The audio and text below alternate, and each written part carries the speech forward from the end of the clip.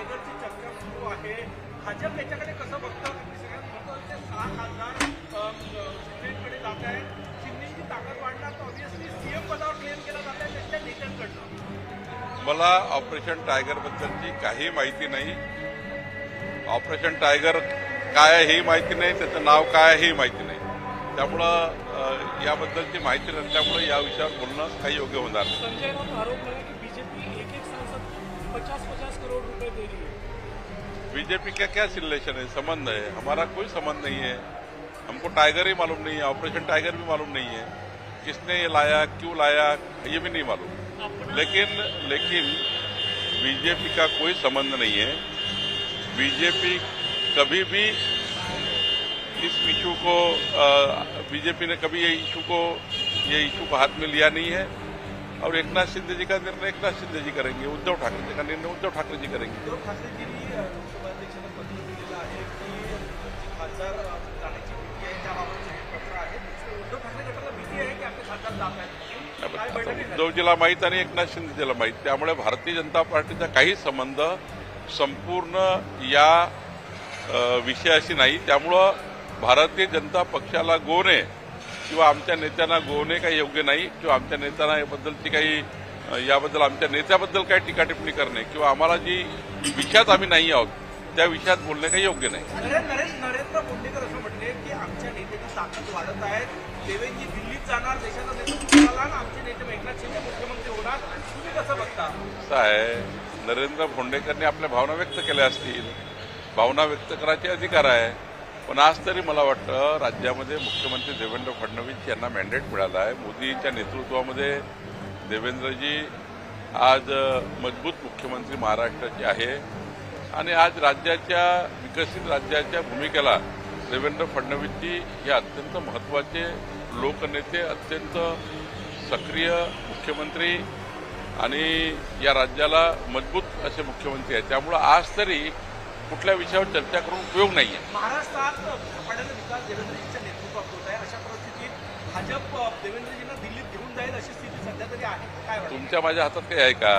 पण देवेंद्रजी हे सर्व या राज्याचा विचार केला तर सर्वकष या राज्याला विकसित राज्य करताना जो संकल्प देवेंद्र फडणवीसनी केला आहे, आमचे देवेंद्रजी आज राज्याच्या एकंदरीत 14 कोटी जनतेकरता ज्या पद्धतीने 2047चा विकसित महाराष्ट्र त्यांनी मांडला आहे आणि माननीय पंतप्रधान मोदींच्या नेतृत्वामध्ये या ठिकाणी ज्या पद्धतीनं वाटचाल चालू आहे आणि डबल इंजिन सरकारचे कामं आज ज्या पद्धतीनं आम्ही मॅन्युफॅक्चरमध्ये दिलेले आहे, मला वाटतं 2029 पर्यंत राज्याला प्रचंड मजबूतीने यश मिळालेलं आहे. मुख्यमंत्री पदाबद्दल चर्चा करणंच योग्य नाही आहे, चर्चेचा विषय नाही आहे.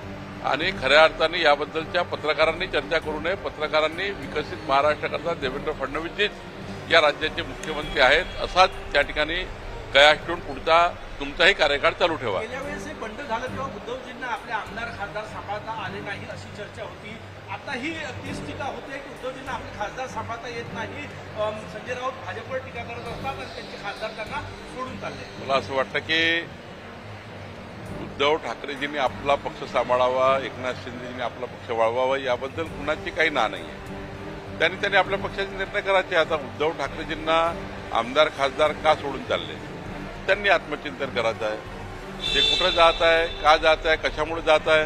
पण भारतीय जनता पार्टीचा या संपूर्ण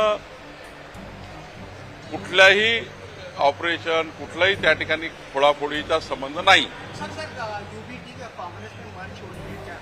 मैं आपको अभी कहा है कि भारतीय जनता पार्टी का कोई संबंध नहीं. उद्धव ठाकरे जी के एमएलए एमपी कहाँ जा रहे, क्यों जा रहे, क्यों उनको छोड़ रहे, क्यों ऐसी परिस्थिति निर्माण हुई है, इसके लिए हम भारतीय जनता पार्टी करके क्या हमारा वजूद है. पार्टी उद्धव ठाकरे जी देखे और एकनाथ शिंदे ही देखे. संजय राउत ने आरोप लगाया 25-25 करोड़ में एक खासदार खरीदेगा. अब संजय राउत जी को अगर ये बात की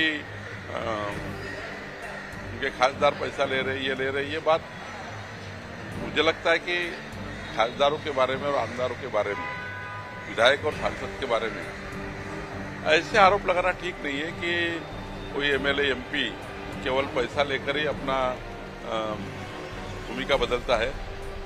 अनेक कारण होते हैं भूमिका बदलने के, और मुझे लगता है कि पैसे के आधार पे उनकी बदनामी करना ठीक नहीं है। ढूंढना चाहिए क्या कारण होगा कि हम लोगों के पास जो एमएलए एमपी क्यों छोड़ के जाते हैं। और बीजेपी में कल कुछ कम ज्यादा हुआ तो हमारी जवाबदारी होती है, अपनी अपनी पार्टी की जवाबदारी है। तो हमें खुद को पहचाने, खुद को देखें कि हमारा क्या चल रहा है। तो दूसरे के खिलाफ आरोप करके या एमएलए एमपी के खिलाफ पैसा लेने का आरोप करना मुझे लगता है ठीक नहीं है। मुख्यमंत्री पे आरोप हो रहे हैं शिवसेना की तरफ से। क्या भाजपा और मुख्यमंत्री मैं आपको बार बार कह रहा हूं कि भारतीय जनता पार्टी का कोई संबंध नहीं है। उद्धव ठाकरे जी को उनके एमएलए एमपी क्यों छोड़ के जा रहे हैं, उद्धव जी जाने, और एकनाथ शिंदे जी के पास जा रहे तो एकनाथ शिंदे ही जाने। भारतीय जनता पार्टी का कोई संबंध नहीं, हमारे मुख्यमंत्री का कोई संबंध नहीं, हमारे कोई नेताओं का संबंध नहीं, ना दिल्ली से ना गल्ली से। इसलिए इसका रिलेशन केवल उद्धव जी और एकनाथ शिंदे जी से है। तो बीजेपी उसको क्यों घसीटे बीजेपी को? आने वाले दिनों में यूपीटी महाराष्ट्र का खत्म हो मुझे नहीं मालूम, किसी पार्टी का आकलन करना मेरा काम नहीं है। महाराष्ट्र की जनता सही आकलन करेगी और जनता निर्णय करती है। जनता जो निर्णय करेगी वो मान्य होता है।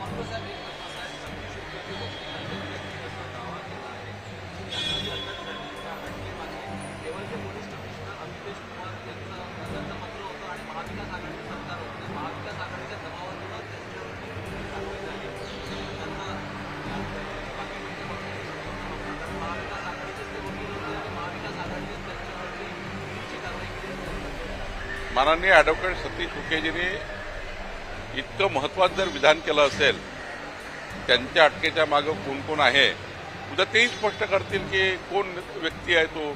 आता महाविकास आघाडी म्हटलं आहे, एखाद वेळी सांगतील पुढच्या वेळी की बाबा हा नेता याच्या मागे होता। ते स्पष्ट व्यक्ती आहेत। मागेही त्यांनी आमच्या विरुद्ध भूमिका पुकारली तर आम्ही त्यांना काही थांबवलं नाही। ते सत्तेची भूमिका नेहमी मांडली आहे त्यांनी। काही ठिकाणी कमी जास्त होत असतं, पण त्यांनी जर इतकी मोठी भूमिका मांडली आहे त्याच्यामध्ये उद्या तेही सांगतील की कोणाच्या मागे आहे। लाखो वारकऱ्यांचं श्रद्धास्थान असलेल्या पंढरपूरला तुम्ही 3 हेक्टर जमीन देऊन केली आहे। वारकऱ्यांची सोयी सुविधा होणार आहे, मोठा निर्णय आहे, काय सांगणार? मला या गोष्टीचा आनंद आहे की आपल्या सर्वांचं दैवत, महाराष्ट्राचं आराध्य दैवत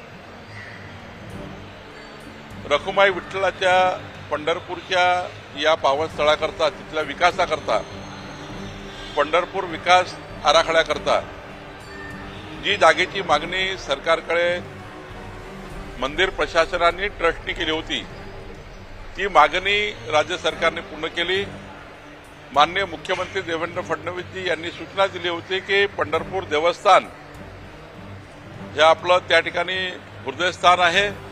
वारकरी संप्रदायाकरता अत्यंत महत्वाच्या या स्थळाला जो काही मदत, जे काही करावं लागेल, जागा द्यावी लागतील, त्याला निधी द्यावा लागेल, या साऱ्या गोष्टी माननीय मुख्यमंत्र्यांनी या ठिकाणी आश्वासित केल्या होत्या। त्याप्रमाणे आज महसूल विभागाने पंढरपूर विकास आराखड्याकरता आणि देवस्थानच्या मागणीला मान्यता दिलेली आहे।